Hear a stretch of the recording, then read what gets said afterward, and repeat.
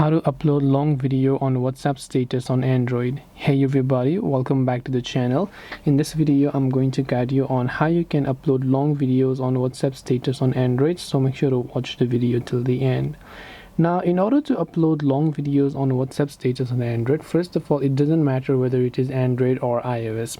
Previously, the issue here was quite simple. Whenever you try to upload a status to your and as a video, it would automatically crop itself down to 30 seconds, but recently that is no longer the case. You don't have to crop it down to 30 seconds because now, as long as you're using the latest version of WhatsApp, you can always upload videos up to 1 minute long, which means 60 seconds long videos. So for example, if I tap on my WhatsApp status, go to video and try to choose a media from here.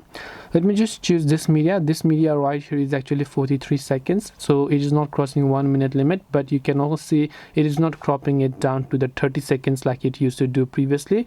Now that is no longer the case. You can see we don't have to crop it. We can just upload the full length video now, as long as you're using the latest version. So this way you'll be able to upload long video on WhatsApp status on Android.